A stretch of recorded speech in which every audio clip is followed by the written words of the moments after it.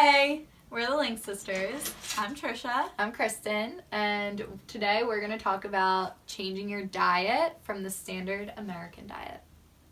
So, the standard American diet is the diet that most Americans eat. It is made up of processed foods, fake ingredients, a ton of chemicals, all that jazz. Usually made in a factory. Yeah, usually made in a factory. It's all from like industrialization. It's all pretty new, and it's all quick and easy. It's all easy to store for a long time, easy to pop in the microwave, like very quick. You can eat it in 2 seconds. You don't have to prepare anything, pretty much. Yeah. So that's kind of the gist of what the standard American diet is. It's definitely hard to give up in our modern world because we've become so used to that quick and easy. But when you really learn about what's in all of the packaged and processed food, it's like a no-brainer. It's so bad for you. Mm-hmm. And I understand that it's like really, really difficult to give up some things. But we just want to explain so that you can make your own decisions, knowing the truth about it. Because it's just a few years ago we didn't know, this was foreign to us, and learning it definitely made me angry, but it also like fueled me to make actual good decisions that like truly had great consequences to them. So typical like standard American diet foods are things like canned goods, packaged foods, things that come in boxes or bags, frozen meals. So things like SpaghettiOs, lean cuisine, like Crimpets, Oreos, cereal like Cinnamon Toast Crunch. Yeah, so they're unfortunately usually preserved by chemicals or like fake ingredients. And I was talking to my mom about this. So basically she was telling me she didn't grow up with these things. Her parents went to the grocery store twice a week to get what they needed for their dinners because they didn't have a way to preserve that food. They were eating fresh food, and at the time they probably thought it was a great change, but in reality she was already doing it right. Knowing that she ate all of this natural food growing up, it really made me realize that this is all very new, this packaged processed food. We don't really know like the long-term effects, but we do know that since industrialization happened, there's been an increase in chronic conditions like autoimmune disease and cancer and heart disease. So basically, I mean, we can't put our finger on exactly one cause, but I wouldn't say that the processed and packaged food is safe. Yeah. We know that many other countries are not primarily eating these processed packaged foods. So it is new. It's new, and it's not as common as you feel it is. So the standard American diet, which is a real thing, by the way, but basically it really is problematic because at a cellular level, these foods are going in your body and they're silently hurting you. Like, you don't feel it immediately, but they're causing chaos and causing imbalances and causing things to not work quite right, which can lead to a lot of health issues.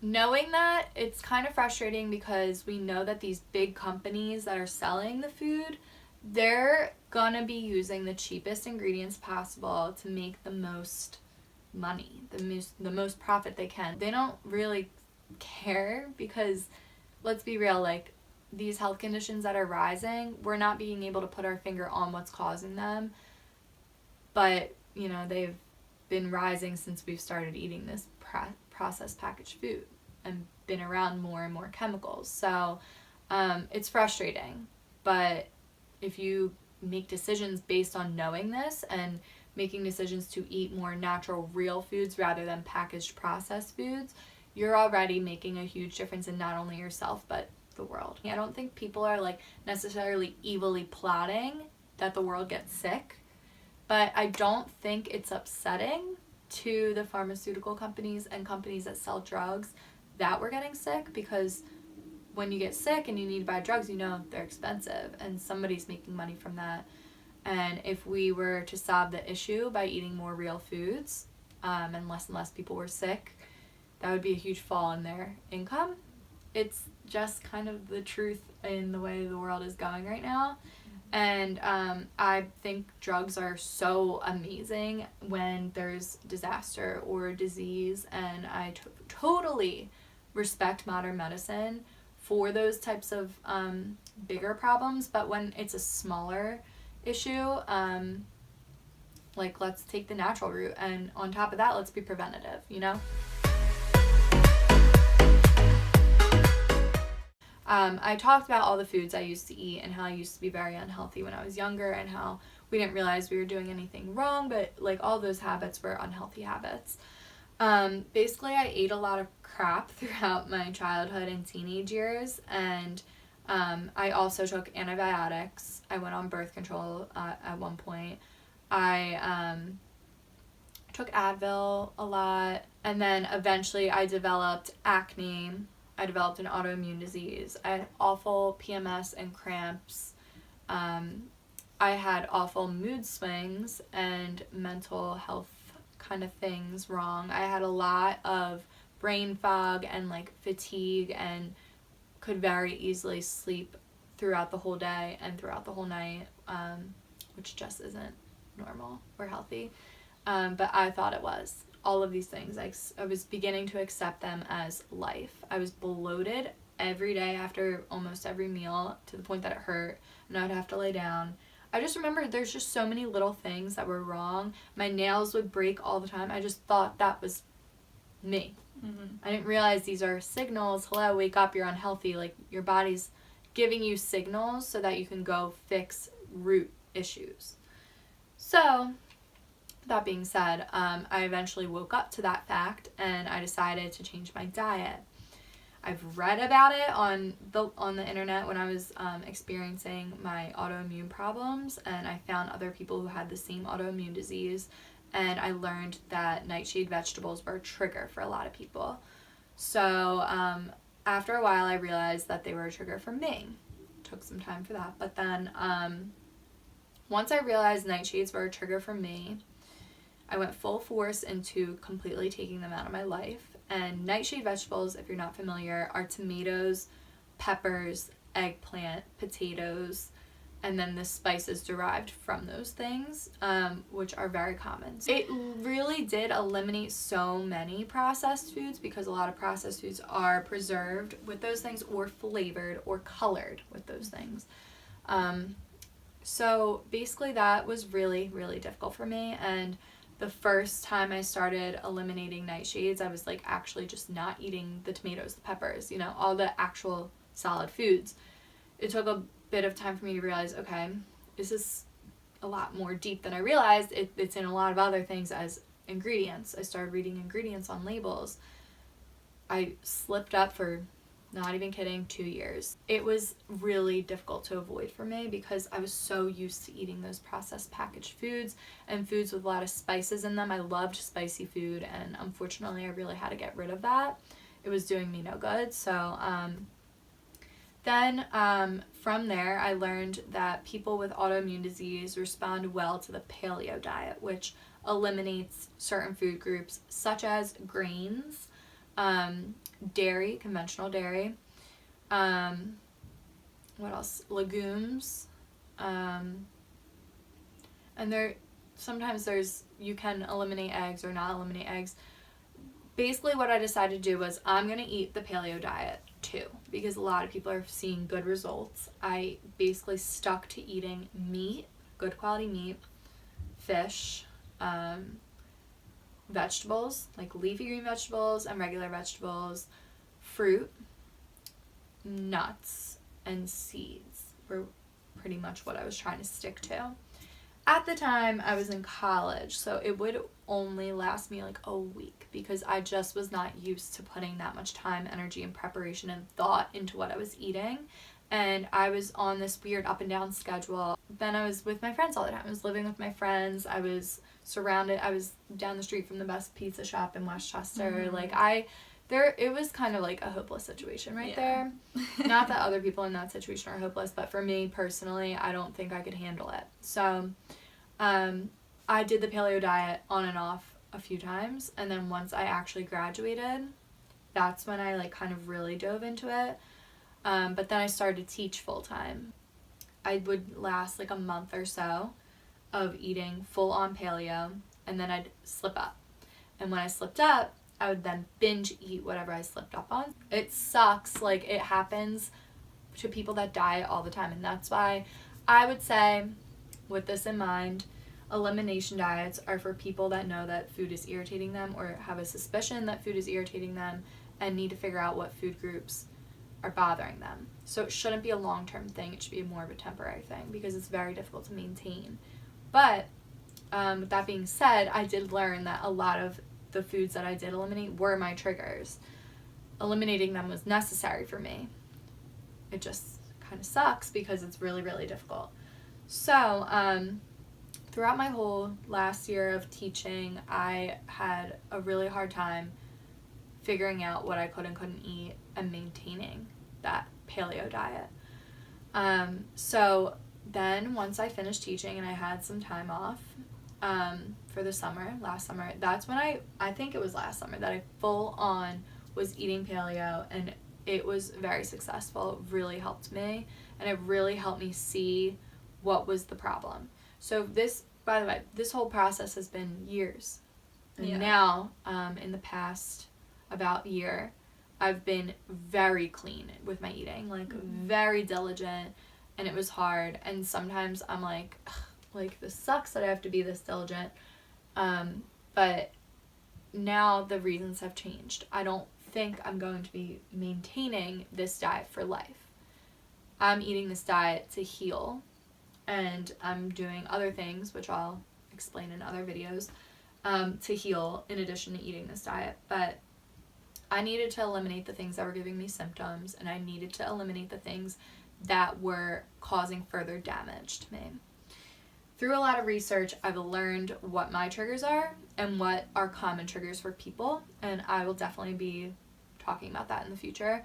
But basically how I eat now is even a step further than the paleo diet, a leaky gut diet. Yay! Doesn't that sound amazing? Right? How beautiful. So right now I basically have eliminated every single type of starchy or grain related food, and I'm eating a lot of healthy fats, animal products, like high quality animal products, I should point out, not conventional, and vegetables, not even really much fruit. I have a little bit of fruit. But basically the goal is to heal my gut lining and heal from the inside out so that my digestive system can handle more starchy or more grain related foods, and basically heal a lot of symptoms, my skin, but a lot of the symptoms that I have that I now know are signals to me that I need to change something inside. So that is where I am right now with my diet. And one day I hope to, and not even just one day soon, I hope I'm back on the type of diet that Trisha is on, which is more of like just eating real foods versus processed and packaged foods, and eating balanced meals, basically. A lot of the things I eliminated, I needed to for myself, but could be very healthy for other people. So that's why I wanted to explain my whole experience with diet, because everyone is different, and a lot of people look at me and ask me, what are you eating? I just want to eat what you're eating. You don't want to eliminate certain things just because. I had to for a reason. And I think everybody could easily figure out what their unique, special way of eating would be.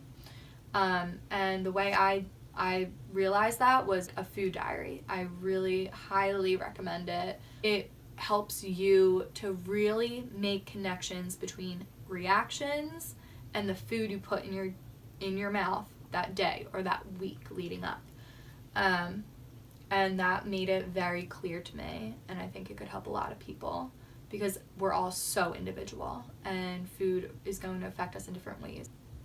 So yeah, that is my whole journey with diet. So my journey with food has been a little bit different than Kristen's. We started out the same with the standard American diet, growing up that way. And then I didn't really decide to change until within this past year. It hasn't even really been a full year. I just kind of have been trying to nourish myself and fuel my body. So with that in mind, I've been trying to make more conscious choices about what I'm eating. I've been eating a lot more plant-based meals, a lot of vegetables and fruits, and all high quality like meats and everything. So basically this has all been really a gradual change for me. I've been trying to kind of sub out my unhealthy choices that I used to only have, and then kind of pick something that's better, like just have eggs instead of having a muffin for breakfast, and then add some more nutrients into it, put in an avocado, you know? And I'm eating so much more real food. I've cut down so much on fake ingredients, fake food, processed food, pretty much barely have that stuff anymore. And now majority of my food is real, the good stuff.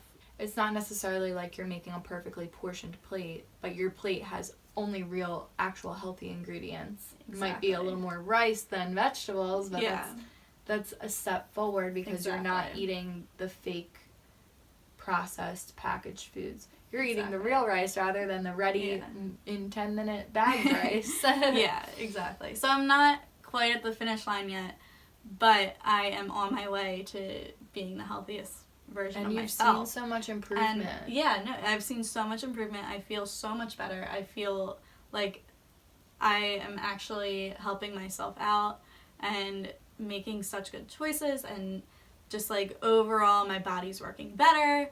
A little bit more energy, a little bit happier. Like, one of my favorite things in the world is when I like come out of my room and go in the kitchen and Trisha's like making something and she's like, do you want some? Like a sweet potato or something. I'm like, yeah, that's my favorite food, bitch. Like, when did you start to eat that? She just like has really like tried things that I make, and then she like really likes it, remembers it, because I teach her how to cook sometimes. Yeah, exactly. And then sometimes. She's taught me everything I know. Let me tell you, I did not know how to cook anything until pretty much she showed me. She had to show me how to make a sweet potato. She had to show me how to cut certain things. Like, I really was like, I had no idea what I was doing. Yeah. And then now, I pretty much, majority of the things I make is based off of recipes and ways she cooks that she taught me. So. Yeah, I love to cook. And I taught her. Now I love to cook. Now when she cooks, I'm just like, oh my god, this is so nice, because I'm not the only one cooking. Yeah. But it really is great. Like, I feel like I'm like, Trisha, are you the same person? Like, just like sometimes the way you eat, I'm like, oh my god, you've come so far. Yeah. And that's important to remember, because sometimes we're focused on where we're going, and we don't stop and celebrate how far we've come. And we both have made so much improvement, and it makes me so excited to see like how much further we go. I know.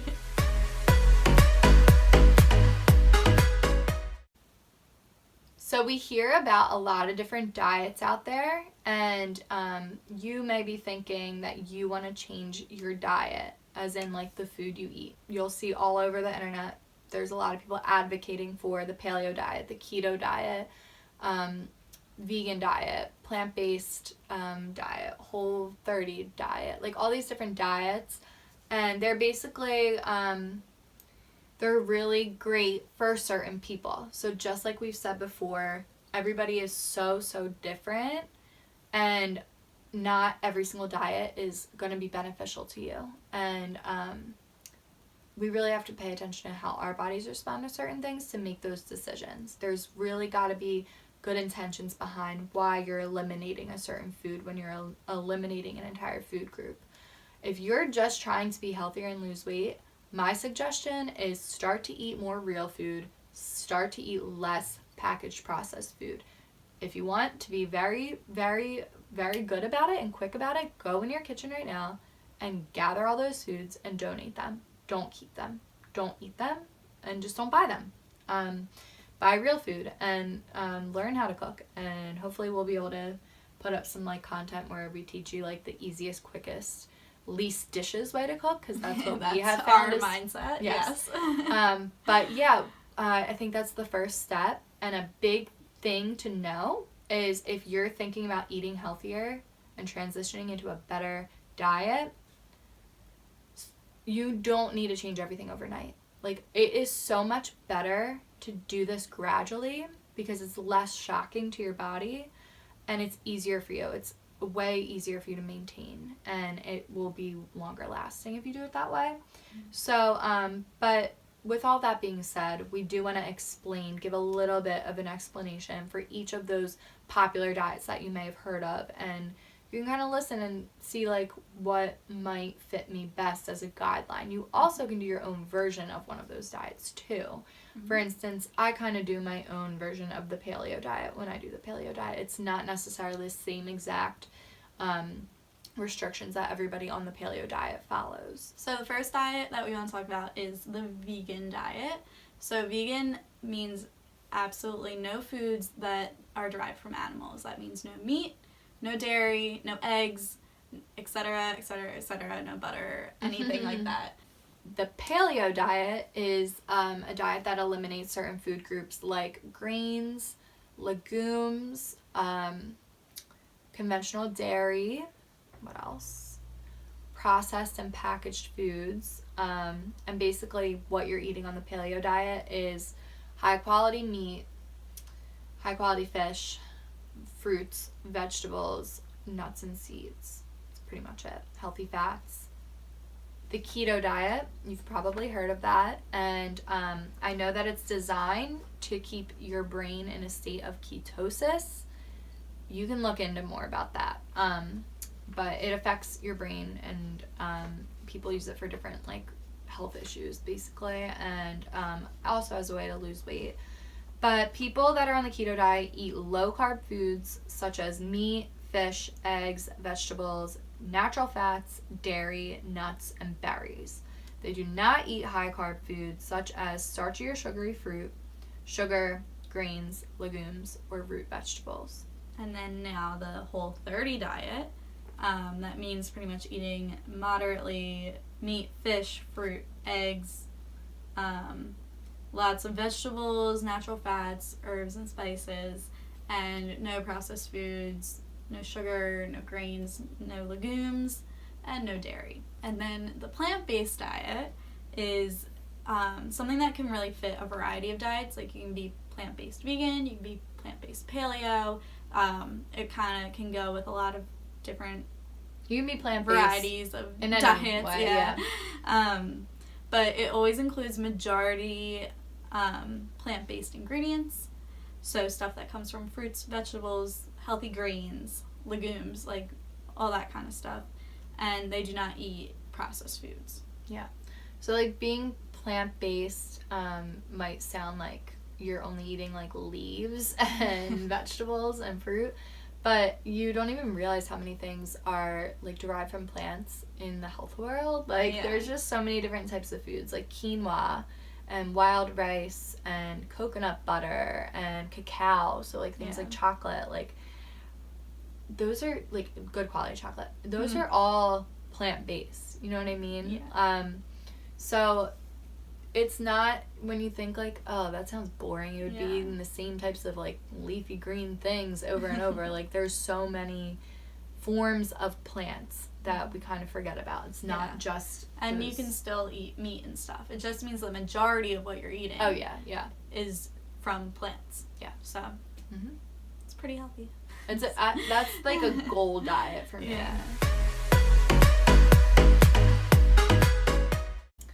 So if you don't feel like you want to restrict yourself to one of these diets and you know, like eliminate food groups or anything like that, that's fine, and that doesn't mean you're not healthy. A lot of people really do like to promote these diets as if they're like the only choice to be healthy, but I can definitely confirm that not every single like healthy trend is actually beneficial for every single person. For example, I can't tolerate many raw foods, as a lot of people can't because of internal problems with digestion. And with that in mind, I think the best way to move towards a healthy lifestyle is to keep in mind a really healthy goal plate that you would want.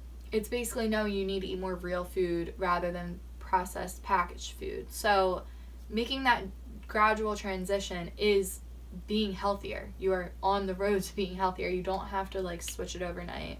And you can get rid of your unhealthy processed packaged foods. If you want to speed up the process, you totally can get rid of them and only buy yourself real food. But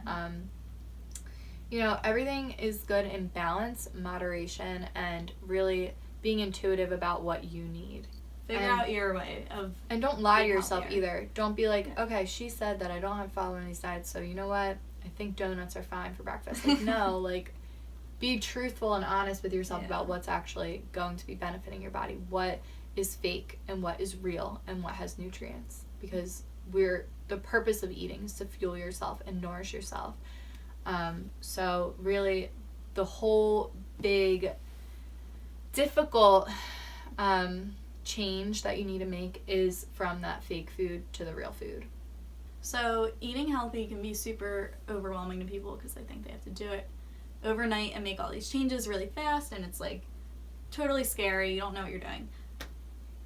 The way to start is to learn about what is healthy, what are the real ingredients that you should be looking for and striving for, and what's not healthy, and what is the fake stuff, and what is the stuff that's not going to help you in any way.